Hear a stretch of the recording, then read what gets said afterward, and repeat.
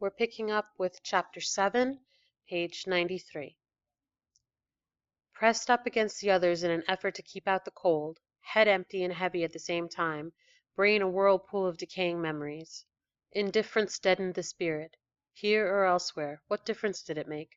To die today, or tomorrow, or later? The night was long and never-ending.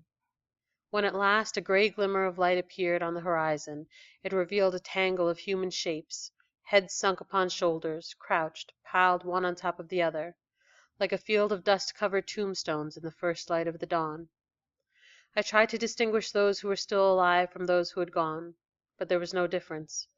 My gaze was held for a long time by one who lay with his eyes open, staring into the void. His livid face was covered with a layer of frost and snow. My father was huddled near me, wrapped in his blanket, his shoulders covered with snow. And was he dead too? I called him. No answer. I would have cried out if I could have done so. He did not move. My mind was invaded suddenly by this realization. There was no more reason to live, no more reason to struggle. The train stopped in the middle of a deserted field. The suddenness of the halt woke some of those who were asleep. They straightened themselves up, throwing startled looks around them. Outside, the SS went by shouting, "Throw out all the dead, all corpses outside."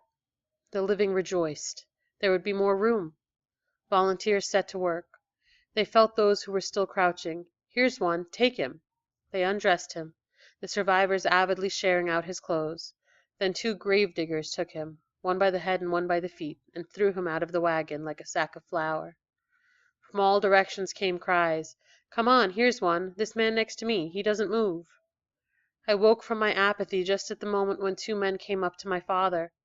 I threw myself on top of his body. He was cold. I slapped him. I rubbed his hands, crying, "Father, father, wake up!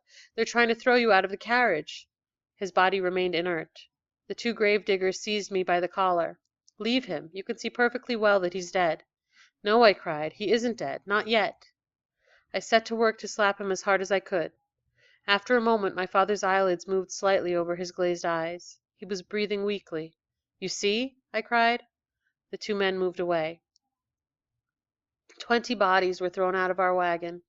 Then the train resumed its journey, leaving behind it a few hundred naked dead, deprived of burial, in the deep snow of a field in Poland.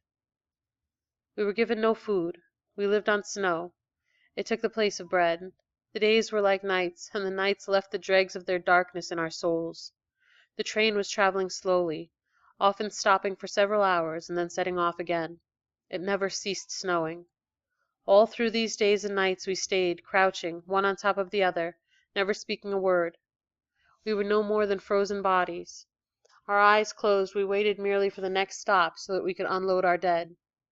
10 days, 10 nights of traveling. Sometimes we would pass through German townships, very early in the morning usually. The workmen were going to work. They stopped and stared after us, but otherwise showed no surprise.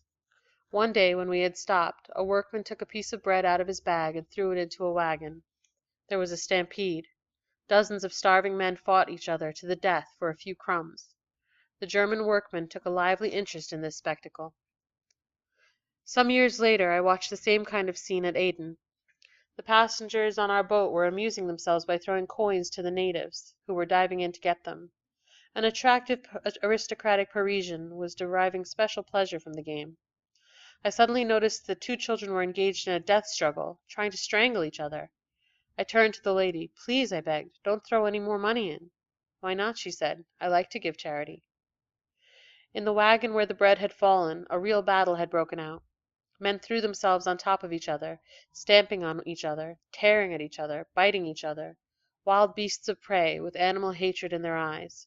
An extraordinary vitality had seized them, sharpening their teeth and nails. A crowd of workmen and curious spectators had collected along the train. They had probably never seen a train with such cargo. Soon, nearly everywhere, pieces of bread were being dropped into the wagons. The audience stared at these skeletons of men, fighting one another to the death for a mouthful. A piece fell into our wagon. I decided that I would not move. Anyway, I knew that I would never have the strength to fight with a dozen savage men. Not far away, I noticed an old man dragging himself along on all fours. He was trying to disengage himself from the struggle. He held one hand to his heart. I thought at first he had received a blow in the chest. Then I understood. He had a bit of bread under his shirt. With remarkable speed he drew it out and put it in his mouth.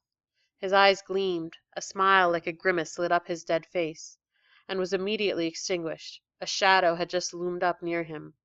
The shadow threw itself upon him. Felled to the ground, stunned with blows, the old man cried, "Mir, Mir, my boy, don't you recognize me? I'm your father.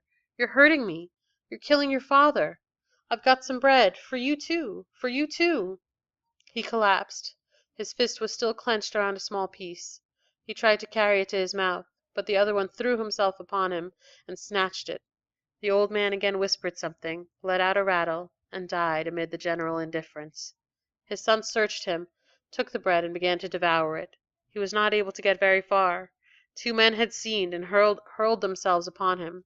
Others joined in, and when they withdrew, next to me were 2 corpses, side by side, the father and the son. I was 15 years old.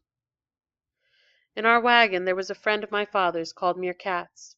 He had worked as a gardener at Buna and used to bring us a few green vegetables occasionally. Being less undernourished than the rest of us, he had stood up to imprisonment better. Because he was relatively more vigorous, he had been put in charge of the wagon. On the 3rd night of our journey, I woke suddenly and felt 2 hands on my throat, trying to strangle me. I just had the time to shout, "Father!" Nothing but this word. I felt myself suffocating, but my father had woken up and seized my attacker. Too weak to overcome him, he had the idea of calling Mir Katz. "Come here, come quickly. There's someone strangling my son." A few moments later I was free. I still do not know why the man wanted to strangle me.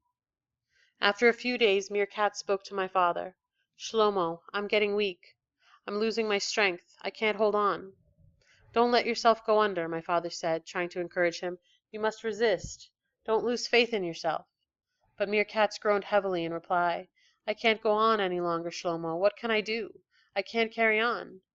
My father took his arm, and Mir Katz, the strong man, the most robust of us all, wept. His son had been taken from him at the time of the first election, but it was now that he wept. It was now that he cracked up. He was finished, at the end of his tether. On the last day of our journey a terrible wind arose. It snowed without ceasing. We felt that the end was near, the real end. We could never hold out in this icy wind, in these gusts. Someone got up and shouted, "We mustn't stay sitting down at a time like this. We shall freeze to death. Let's all get up and move a bit." We all got up. We held our damp blankets more tightly around us, and we forced ourselves to move a few steps, to turn around where we were. Suddenly a cry rose up from the wagon, the cry of a wounded animal. Someone had just died. Others, feeling that they too were about to die, imitated his cry, and their cries seemed to come from beyond the grave. Soon everyone was crying out, wailing, groaning, cries of distress hurled into the wind and the snow. The contagion spread to the other carriages. Hundreds of cries rose up simultaneously, not knowing against whom we cried, not knowing why. The death rattle of a whole convoy who felt the end upon them. We were all going to die here. All limits had been passed. No one had any strength left. And again, the night would be long. Mir Katz groaned. "Why don't they shoot us all right away?" That same evening we reached our destination. It was late at night. The guards came to unload us.